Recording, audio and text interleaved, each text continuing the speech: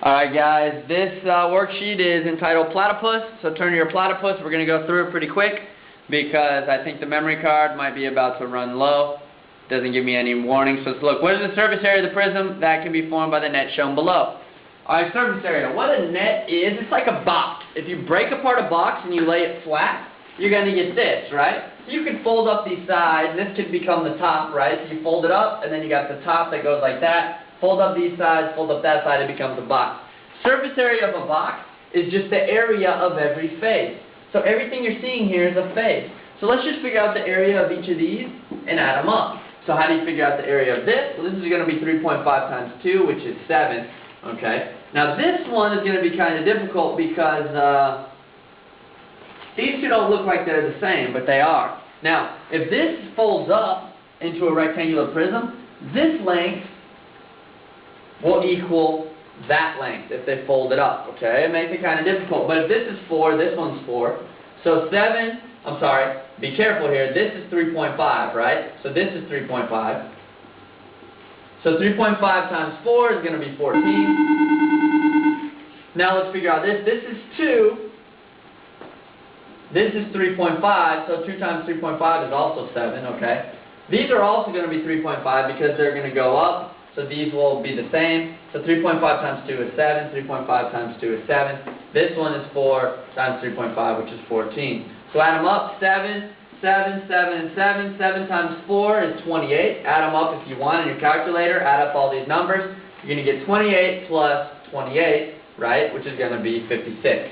Answer choice B on that one. So if you want, add all these up, and you're going to see that you're going to get B, 56. Number 2, a certain seasoning is sold in a cylindrical container with the dimensions shown below. What size label to the nearest square inch is needed to wrap all the way around the curved portion of the cylindrical container? Okay, we're talking about a label that wraps around. Remember, this is the most famous problem that has to do with lateral surface area, okay? So what is the lateral surface area of this cylinder? What's the formula for lateral surface area of a cylinder? Well, again, you're going to go here. Lateral surface area of a cylinder is 2 pi RH. So 2 pi RH. So 2 pi, your R is going to be 3, your H is going to be 6. 6 times 3 is 18, times 2 is 36 pi. Alright, you could just put all that in your calculator, multiply those together. So 36. In case anybody forgot how to do pi, you press second and then you press this up key to do pi, okay? Press enter. 113.1, which is about answer choice G. Now remember, we're doing area, so it should be square inches. So square inches is the same as inches squared, okay? There's no difference. They just word it a little bit differently, okay? Look at number 3. This one's actually a fun one. Here's a very interesting problem that you can apply to, apply math to a very interesting concept. And that is the weight on the moon. Or you can even do other planets. Let's figure out the moon. A person's weight is proportional to the force of gravity. Earth's gravity is 9.8 meters. The moon's gravity is 1.7. If Mary weighs 132 on Earth, how much will she weigh on the moon? Okay, we've all wondered how much do we weigh on the moon. So you could figure out in a second after you do this, why don't you try to figure out in your way, try to figure out how much you would weigh on the moon, okay? So, let's compare the gravity. So we're going to do Earth to moon, okay? In each of these we're going to do the Earth to the moon. So on the Earth, the gravity is 9.8. On the moon, the gravity is 1.7. On the Earth, Mary weighs 132. Okay? On the moon, she's going to weigh X. That's what we're trying to figure out. Now, how do we figure out X? Cross multiply. 9.8 times X is 9.8X equals 132 times 1.7. Put it in your calculator. 132 times 1.7 is going to be 224.4. Now divide by 9.8. Divide by 9.8. So X equals 224 divided by 4, divided by 9.8. It's going to be 22.9. So 22.9, that rounds out to 23. So she approximately weighs 23 pounds on the moon. Okay? So that is the answer choice A. Number 5, Marcus wants to paint a skateboard ramp shown below. Approximately how much area does Marcos need to paint? Okay, so if he's going to paint his skateboard ramp, he's going to paint the whole thing. So what are we dealing with? We're dealing with surface area. And there's a couple ways to do this. You could figure out, there's 1, 2, 3, 4, 5 faces. So you could figure out the area of each face, or you could use a formula. I'm going to figure out the area of each face because I think that's a little bit simpler. Okay, so the area of each face, alright, actually you know what, that's not simpler, I'm just going to use a formula, okay, because you might get a little confused if you do that. So what's the formula for a volume? That's a triangular prism, right? Triangular prism, again, V equals area of base times height. Question is, what is area of base? Guys, this triangle is the base, okay? So to figure out the area of a triangle, right? The area of a triangle is base times height divided by 2. So base is 2, height is 1.5. So 2 times 1.5 divided by 2, which is going to be 3 divided by 2, which is just 1.5. Okay? So V equals 1.5 times the H. Remember the height, be careful, since this is the base,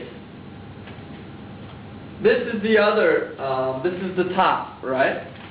That's the base, that's the, or you can call it the other base. Well, the height is the distance between these two triangles. What's the distance between these two triangles? 10, okay? You know how this becomes a lot easier to see? If I actually rotate it and put it like, maybe like this.